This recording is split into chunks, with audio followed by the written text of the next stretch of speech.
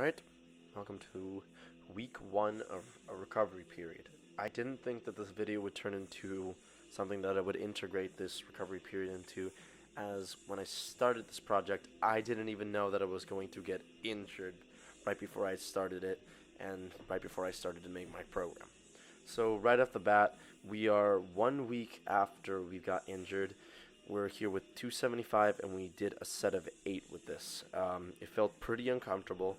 The glute was still um, a little bit bothered by this. To update a little bit, I had an injury with sumo deadlift a week prior to this.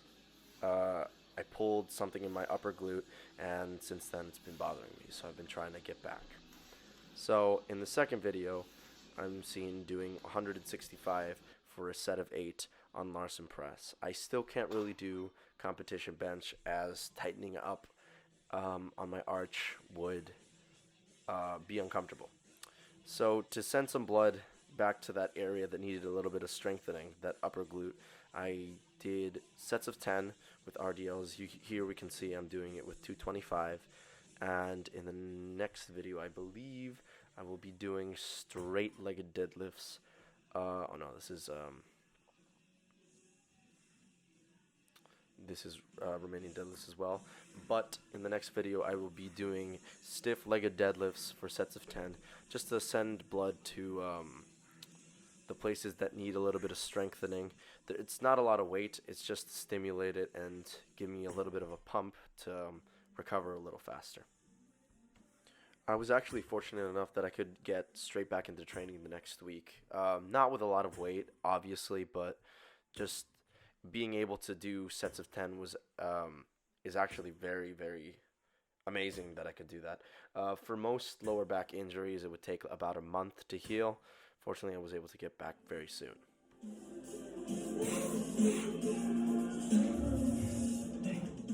And to top things off, I ended with a set of 50 on push-ups and sets of 10 on pull-ups. Not really something I really focus on that much, something that I've kind of neglected, body weight exercises. But it was just to also stimulate those muscles and keep them from weakening so I could perform well on bench. These are normally like for push-ups, these are the muscles that are going to be attacked when I used bench, when I do bench. So just sending blood there, just making sure that those muscles don't go like dormant.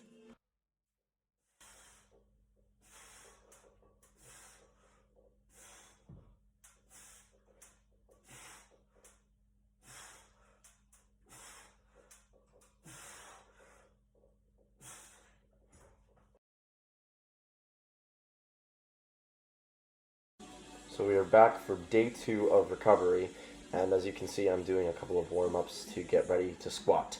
On this particular morning, I woke up very, very sore on the hamstrings from straight-legged deadlifts and Romanian deadlifts. That'll be a signifier that those are weak and need some work.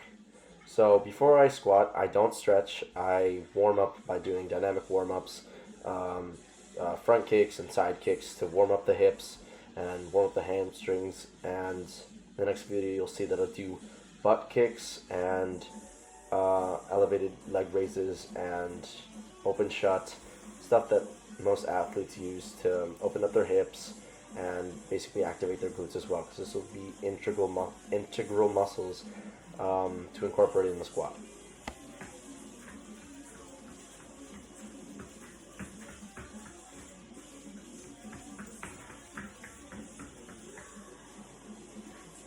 I'll also do a couple of goblet squats without any weight, just to kind of get comfortable into that bottom position and to make sure that I am sitting down enough. I encourage that before anybody puts any weight on their back, they start by doing goblet squats with their hands right in front of them. The hands right in front of them will simulate the weight that they need to counterweight against when they're squatting.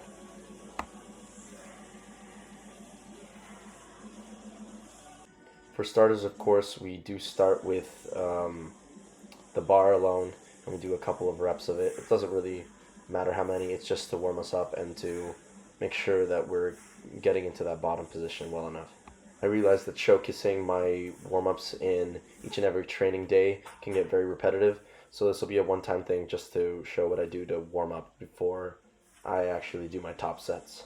So it's very important that you need to realize at the beginning of your warm-ups is that you should be focusing on what your weaknesses are at these beginning weights. I noticed that when I put 185 on my back, I was not really hitting depth as well. So when I put 225, I try to really emphasize sinking into the bottom position.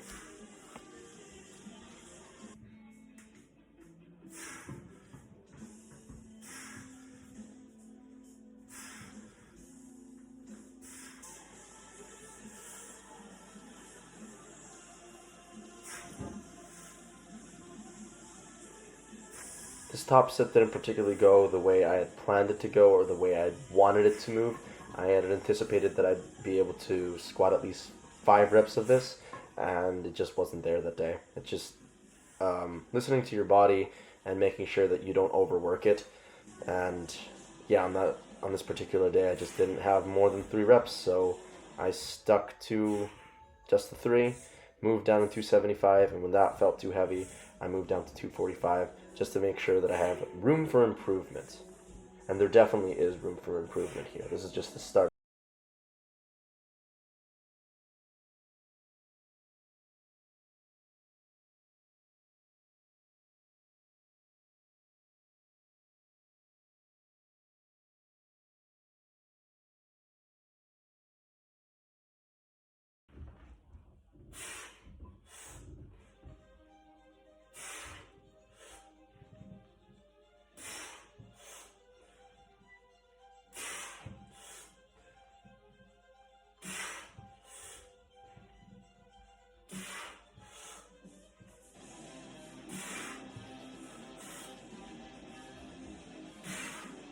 Next up, what I do for bench is I normally take a band and try to simulate the movement by stretching it out and also sending blood to the muscles that need activation. The most important thing about warm-ups is sending blood to them and making sure that they're activated and making sure that you can control them.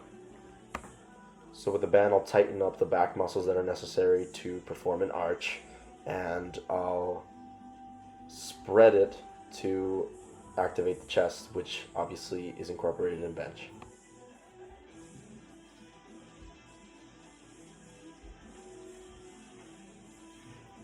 And on to warm-ups. Before I put any weight on the bar, I normally just do the bar for a couple of reps, but that's not really that necessary as it doesn't really affect that much.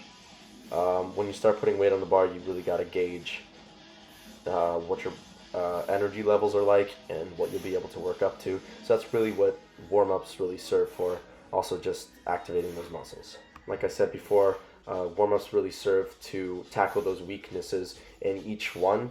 If you did something incorrect in the warm-up before, your goal is to basically fix it in the next set. For example, for my warm-up on 135, I wasn't really emphasizing those pauses. So when I got up to 160, I made sure to really focus on just stopping there because the pauses will give me more control on the bench. This 185 felt solid. I don't feel like I've lost too much strength on the bench, fortunately, and I was really glad that I was able to get to flat back bench today. Recently I hadn't been able to flat back bench as my glute was bothering me. It's a very integral piece of arching, which maintains back tightness and overall strength in the press. Some things that people don't understand is that legs are actually a pretty integral piece of bench because they support the arch and allow you to give a jolt off the bottom position to be able to move more weight. I will explain this more in a tutorial of how to properly bench press. After a week and 2 days of being quote-unquote injured, I went back to deadlifts as Romanian deadlifts and stiff legs felt awesome the other day, and I thought it would be alright to start reinforcing that technique, and as you can see here, that is exactly what I'm doing. What I'm really trying to focus on here is sitting down in a position where my glutes can tighten and my legs can open up, so my hips can push out through my legs, which are planted on the ground. In powerlifting and basically any strength sport, it's very important that your glutes are strong as they are big movers of the squat and the deadlift, and they're even incorporated in bench. What's important to understand is that you have to activate the glutes properly in the squat and the deadlift, or else your knees will cave in and your lift will not be as effective.